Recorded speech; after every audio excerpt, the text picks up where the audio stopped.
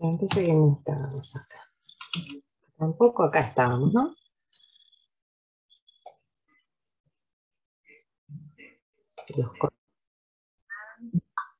Lo que pasa es que me quedó grabando, me parece, la anterior. O vos o estábamos compartiendo nosotras dos.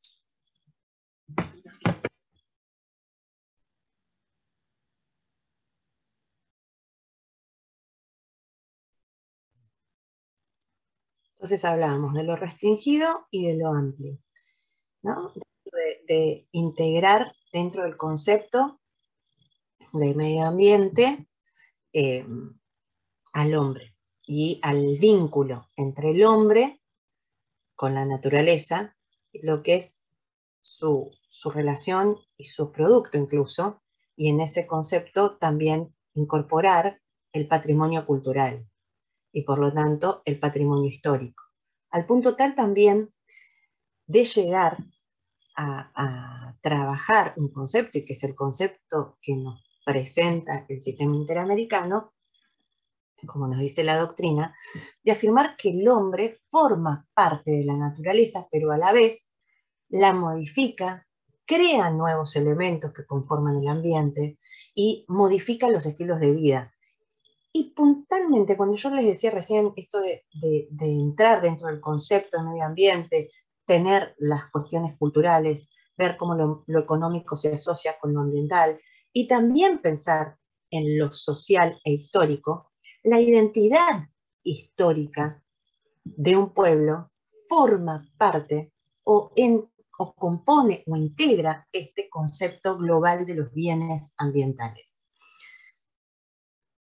Esto hace que yo particularmente entiendo, y no es por ser ni iluminada, sino de ir leyéndolo, que ese concepto amplio, integrador, se evidencia claramente en la mirada que el derecho pone en las relaciones que detentan las comunidades indígenas o los pueblos originarios con la tierra. Entonces, un autor interesante, para aquel que le guste el tema, para que vean o lean, es Calderón Gamboa. Y él explica que los pueblos indígenas y el medio ambiente constituyen más que una relación dialéctica. No se puede concebir la existencia del uno sin el otro.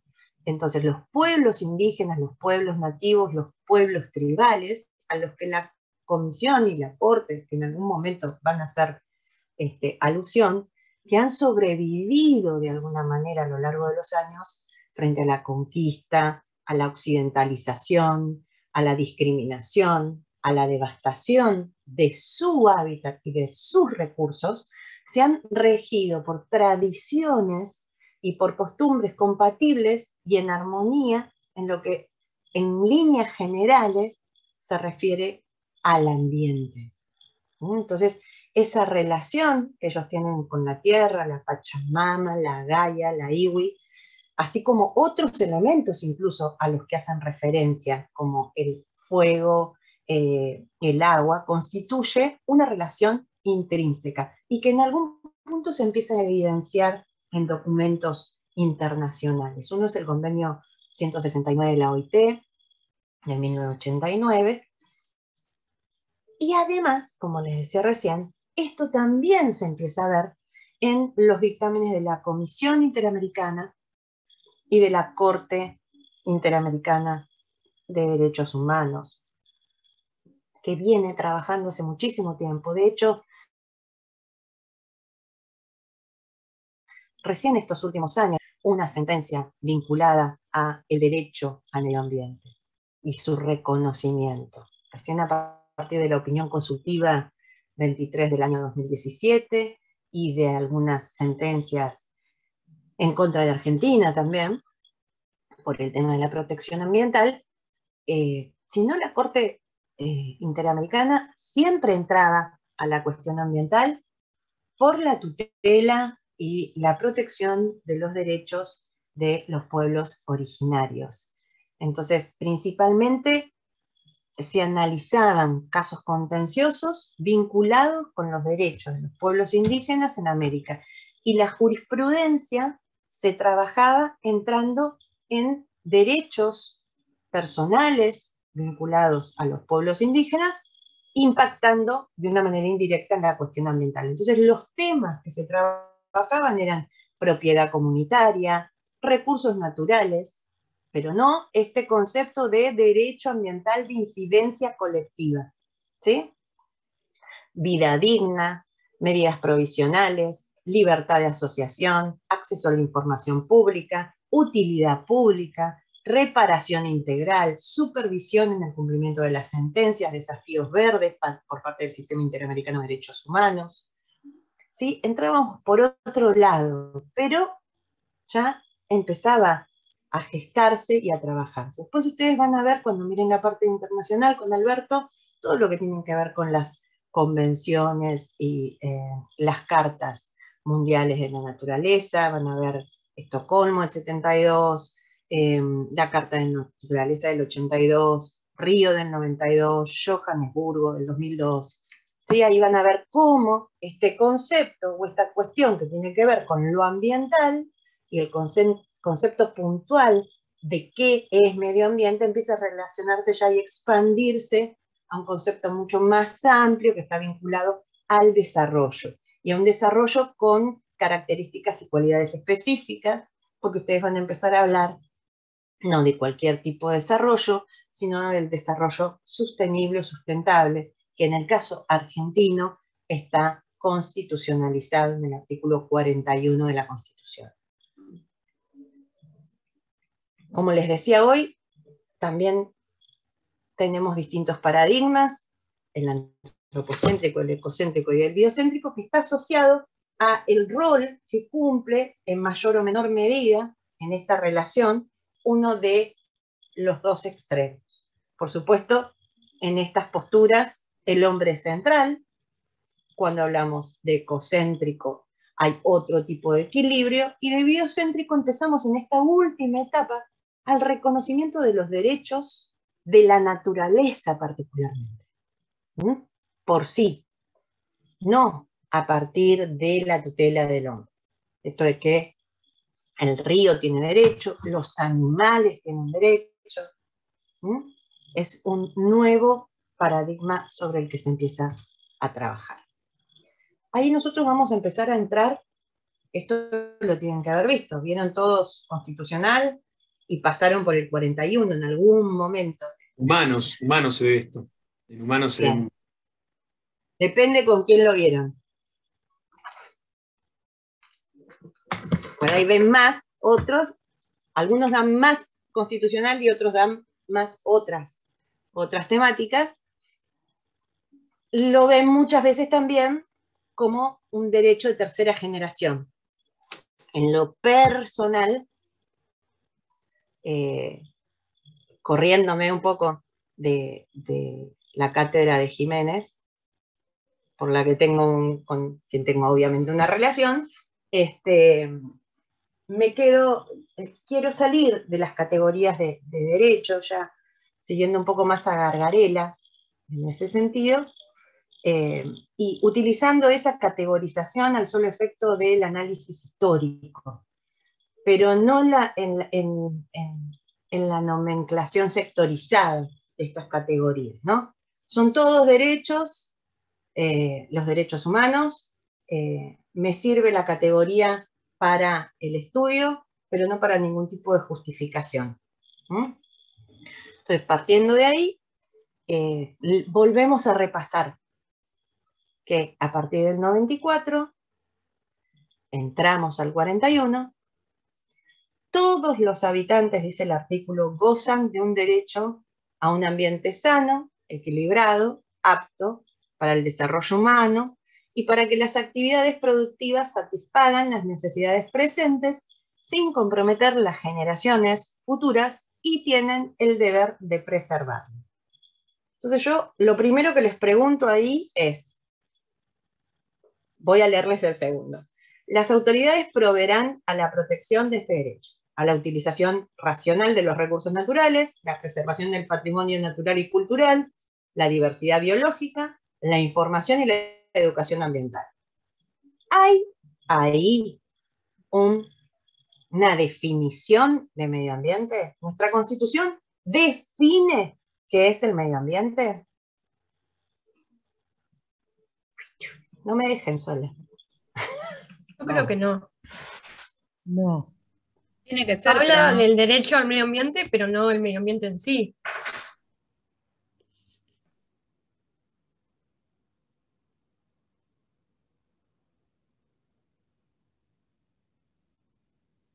Como que apunta al Entonces, nuestra Constitución no define qué es el medio ambiente.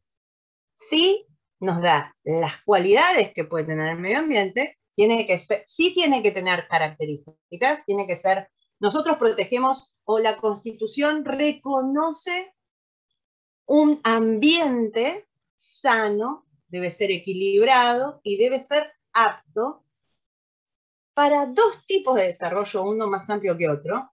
El desarrollo humano es mucho más amplio que el concepto de desarrollo sostenible, porque quizás, sin profundizar mucho, pero el concepto de desarrollo sostenible está vinculado más entre el desarrollo económico y productivo y el impacto de ese desarrollo económico y productivo sobre el ambiente, y la búsqueda de un equilibrio. El desarrollo humano tiene que ver con otro tipo, si quiere, de resguardo de derechos. Hablamos de la educación, hablamos de otros, ¿sí? Del desarrollo de las necesidades básicas, vamos mucho más allá. Entonces, lo interesante de este artículo es que es bien amplio el reconocimiento del modelo de desarrollo que prevé. Entonces, como bien decían ustedes, no tengo una definición, pero sí tengo, primero, un ambiente con determinadas características. Y después tengo otra cosa más, que sí sé o sí me está diciendo qué elementos entro dentro del concepto o incorporo al concepto. ¿Sí? ¿Cuáles? Los recursos naturales, el patrimonio natural y cultural. Se protege la diversidad biológica, y esto es importante para el tema de patentes. ¿Entendés? Y después hay una cuestión que la separo y que tiene que ver con herramientas de política ambiental, y que es la información y la educación pública. Entonces, esto es importante para que ustedes tengan en cuenta que por el tipo de elementos que se incluyen en la cláusula, nuestra norma reconocería un concepto o integraría o protegería un ambiente amplio, porque integro la preservación del patrimonio, espérenme un segundito, a ver si puedo estornudar, natural y cultural, y la diversidad biológica más allá de los recursos naturales. Y en particular, el ambiente en términos integrales debe ser sano, equilibrado y apto para el desarrollo humano, y esto, que dice después, para que las actividades productivas satisfagan las necesidades presentes sin comprometer las generaciones futuras. Esto es el concepto de desarrollo sustentable. Esto es desarrollo sustentable. ¿Qué es desarrollo sustentable? Desarrollarnos de tal manera que nuestras actividades no comprometan los recursos de las generaciones que están por venir. Y a su vez, el mismo párrafo contiene las dos cuestiones a las que aludimos en un inicio. Por un lado, en cabeza de los mismos habitantes, reconoce el derecho y a su vez el deber. El derecho de todos. Por lo tanto, la legitimación es amplia. Todos, derecho, deber, bajan al 43 y se encuentran con la herramienta del amparo para los derechos de incidencia colectiva, que vuelve a decirles todos y no a restringirlo, y hablamos de derechos de incidencia colectiva. ¿Sí? Derecho de incidencia colectiva en general, en particular el derecho a un medio ambiente sano. ¿Qué es importante también para que vean y que pueden entrar si les interesa? Yo voy a ver si lo puedo bajar, lo encontré hace 2 años, siempre lo bajaba de las actas y con la pandemia uno empieza a meterse en todos lados y lo encontré en YouTube. Están desgrabadas los debates constitucionales en el seno de la Convención Constituyente de todos los artículos y todas las cláusulas. Ahí pueden ver a la miembro informante, que fue Elba Rulet, de este artículo, cuando lo expone y lo lleva a votación final, y ella va diciendo qué es lo que quisieron decir con sano, con equilibrado, y por qué es importante. Por los reclamos a futuro, ¿no? O sea, ¿qué va a entrar por acá? ¿Qué vamos a reclamar por acá? Entonces ella dice que el concepto sano no solamente tiene que ver con la preservación y no contaminación de los elementos que componen al ambiente, sino que además con todos aquellos ámbitos construidos por el hombre. Dice, sano significa una ciudad con cloacas, con agua corriente, con control del ruido, de las emanaciones, con espacios verdes suficientes en relación con el espacio construido. Sano significa vivienda adecuada, seca, aislada, luminosa, un ámbito de trabajo, ya sea una fábrica o una oficina, adecuada en función, seguro y confortable. Sano significa que las escuelas de los niños y los adolescentes en donde pasan una parte de su vida, tengan este mismo tipo de condiciones, pudiendo hacer extensiva lo mismo a los hospitales, a las cárceles, etc. Entonces, fíjense hasta dónde impacta y cuál es la expansión del concepto, no solo, como les decía hoy, sobre este microsistema jurídico-ambiental, sino asociado a un microsistema jurídico vinculado al derecho penal o al procesal penal, y en las políticas criminales, por ejemplo. Podemos ver entonces que cuando sumamos esa fórmula, el concepto de equilibrado, el ambiente no se detiene en la cuestión de los recursos naturales, sino que va más allá de los recursos naturales. ¿Qué me gusta también que tengan en cuenta? A veces voy tomando algunos miembros de la Corte. Rosati tiene un libro que editó por ADOC, que si mal no recuerdo se llama La Norma Constitucional Ambiental. Y él, en ese libro, dice que lo que se consagra con esta norma, lo que se prevé acá, es un nuevo paradigma de desarrollo que se constitucionaliza. Dice, ¿qué nos permite esta cláusula ambiental? Desde un punto de vista científico, la cláusula considera el ambiente no solo como un conjunto de elementos, sino básicamente como un conjunto de complejas relaciones con un equilibrio que debe ser mantenido y sostenido en el tiempo. Desde un punto de vista metacientífico o filosófico, considera al hombre involucrado o comprendido en la protección, y no meramente rodeado del entorno, sobre la que el hombre se satisface, o hay que satisfacer al hombre, y por eso lo protege por el medio ambiente. Se refuerza, dice, la calificación de salubridad, cuando a sano le sumo el equilibrio. Y esto se dijo en la convención, porque lo que se dice en la convención en relación... algo pasó. Perdón, chicos. Vamos a poner así.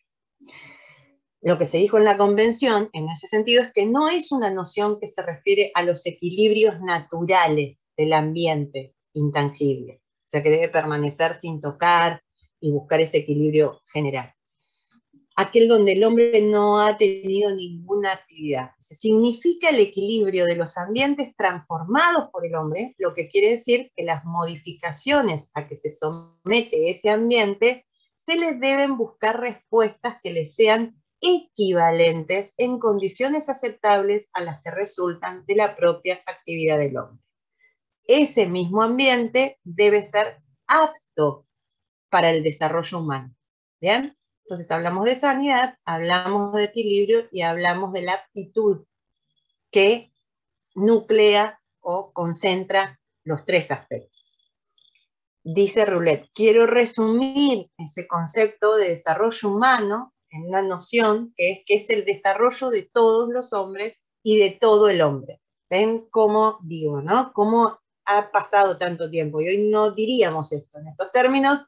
Creo que diríamos de todo hombre y de toda mujer y hombre, y sería mucho más integral y abarcativo.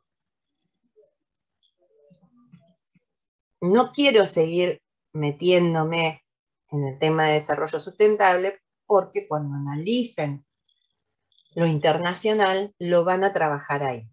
De hecho, creo que les habilitamos también 2 charlas de Nona y de Devia en relación a ese tema. Sí, me interesa que reparen a que cuando nosotros hablamos de la cuestión ambiental y la Constitución Nacional, no es el artículo 41 el único artículo de la Constitución en donde se hace referencia a la temática ambiental. Ahí López Alfonsín nos da repasa todas las cláusulas constitucionales que van definiendo este nuevo paradigma, que es un nuevo paradigma que él indica como un paradigma del progreso humano. Y ahí va citando el 41, que es el que vemos, el 75, inciso 17, el 75, inciso 19, y el 125. Hablan de la titularidad de los recursos, las comunidades indígenas y de la cláusula de nuevo progreso, en líneas generales. A ver, no sé cómo estamos con la hora, chicos. Pues ya me perdí.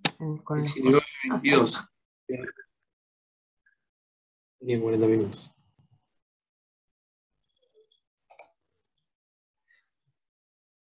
Entonces, ¿qué es lo que podemos sintetizar hasta acá? Que nosotros tenemos un bien jurídico colectivo que está constitucionalizado en el 41 y que también ese concepto o ese bien jurídico protegido reconoce un derecho y un deber constitucional.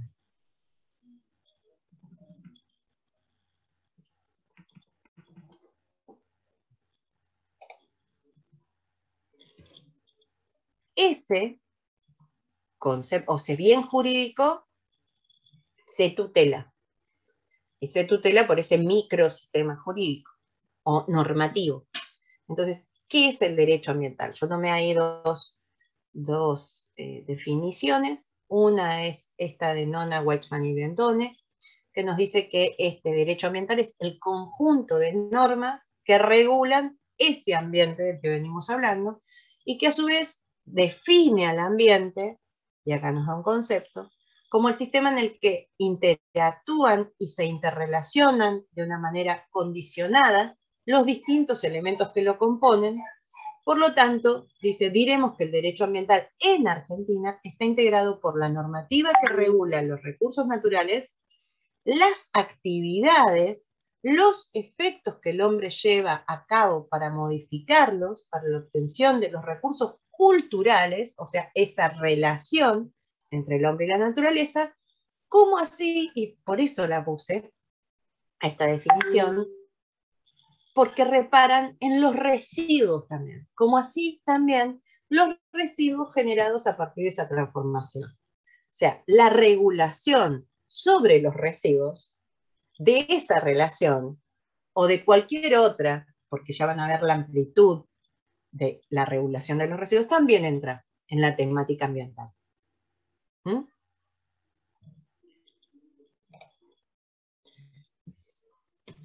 Nosotros decimos que el derecho ambiental es un conjunto de normas que tienen por objeto regular de una manera también, y acá, ¿qué es lo que estamos incorporando en esa definición? Los principios del derecho ambiental. ¿Por qué? Porque la regulación tiende a la prevención, a una regulación precautoria, integrada, porque no es solo direccionada, concentrada en algunos aspectos, pero también es progresiva. La protección de ese bien jurídico de las conductas humanas que puedan generar alteraciones inhibitorias relevantes sobre la totalidad del sistema, entendido no solo lo natural, sino también lo cultural y lo histórico. A ver. Entonces, ¿cuáles características este derecho al que hicimos alusión empezamos a denotar que tiene? En principio ya vinimos hablando un poco de esto. Esto dijimos que era horizontal, porque es transversal a toda otra rama del derecho.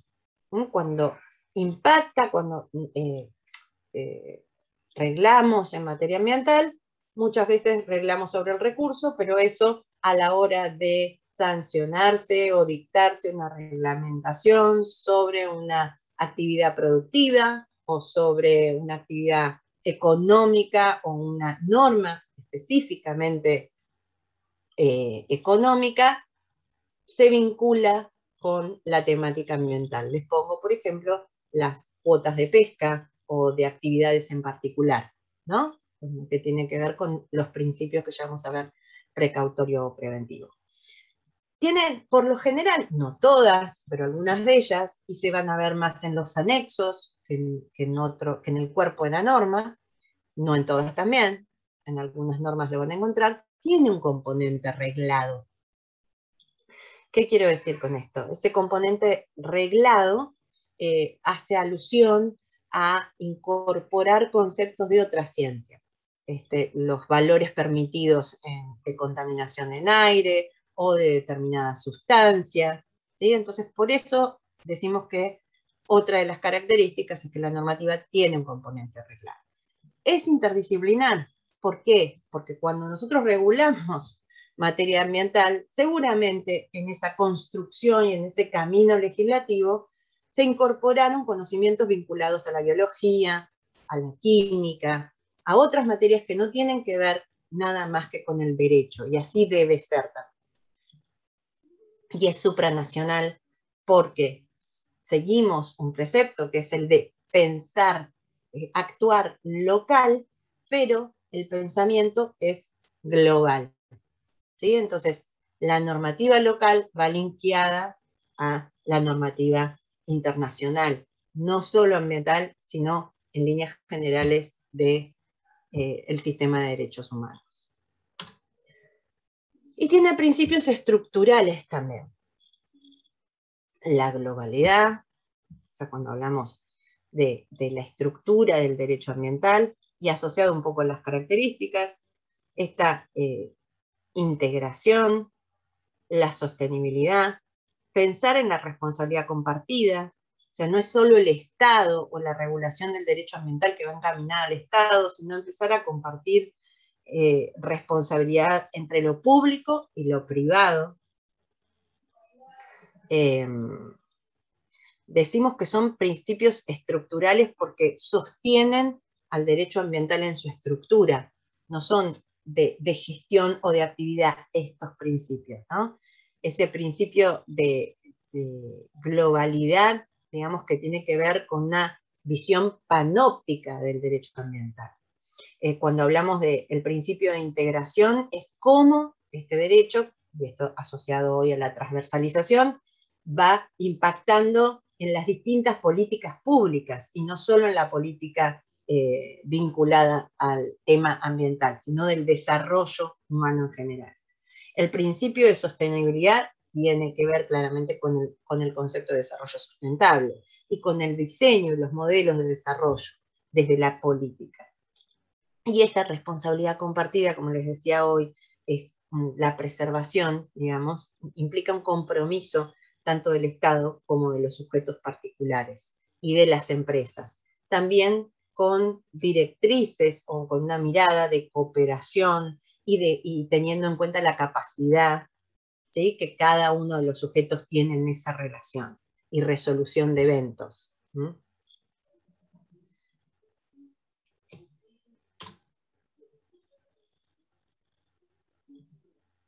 Hoy hablaba, ahí vimos cómo se estructura, o sobre esos principios se estructura este derecho ambiental, y con estos principios funciona el derecho ambiental. Entonces hay principio de corrección de fuentes, principio de subsidiariedad, principios de participación, de transparencia en el actuar, y estos dos que están ahí primero y que son los que a los que constantemente vamos a hacer referencia y vamos a ver en los distintos fallos.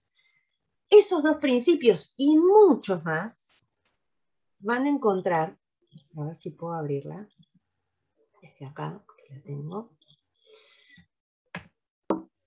en la Ley General del Ambiente, en la Ley 25675. Ley que, les digo también, en el artículo primero define cuál es el bien jurídico que protege. Entonces, la ley para mí es fácil de recordar, importante por el impacto que tiene, porque me dice cuál es el bien jurídico medio ambiente. Van a ver que adolece de lo mismo, no me dice que es medio ambiente. ¿Cuál es la política sobre ese bien jurídico que el Estado tiene que llevar adelante? ¿Cuáles son los principios de política ambiental que el Estado a la hora de resolver conflictos va a aplicar, incluso también entre estados y con particulares? Y después, en el caso de que hubiera un conflicto jurisdiccional, también nos define la competencia ambiental, nos dice que es un presupuesto mínimo, y ya vamos a ver a qué me refiero cuando hablo de presupuestos mínimos. Es una manera de legislar en materia ambiental, que es distinta a cómo se legisla en otras materias. ¿Cuáles son los instrumentos para llevar adelante la política ambiental sobre ese bien jurídico? Entonces vamos a hablar de los instrumentos de política y de gestión, entre los que está la evaluación de impacto ambiental, el acceso a la información pública, la educación pública, la participación ciudadana. ¿Cómo aseguro y creo fondos de compensación y restauración de esta materia? Y finalmente, cuando no encuentro nada de esto o algo se quiebra en el camino, esta ley me dice qué es daño ambiental, quiénes son los responsables por ese daño ambiental y cómo es el proceso y el impacto de la actividad de las partes dentro de ese proceso y cuál es el impacto de la sentencia definitiva. Entonces, todo eso está en esta ley, con presupuestos mínimos, no con un desarrollo profundo, sino con lo básico. ¿Sí? Ahí, en el artículo 4, habla de los principios de política y de gestión.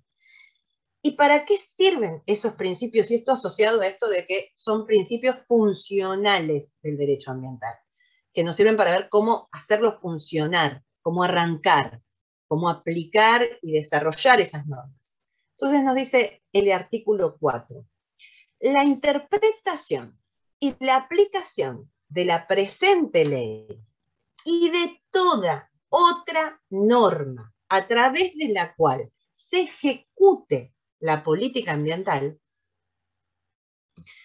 estarán sujetas al cumplimiento de los siguientes principios. No son expresamente todos los que están ahí, sin algunos de ellos. Entre ellos, sí o sí, está el de prevención y el de precaución, que con el devenir de las clases vamos a ir viendo, pero hoy se los quiero dejar enunciados. El principio de prevención tiene que ver con algo, y esto asócienlo, con algo que conozco y pretendo frenar, en líneas muy generales.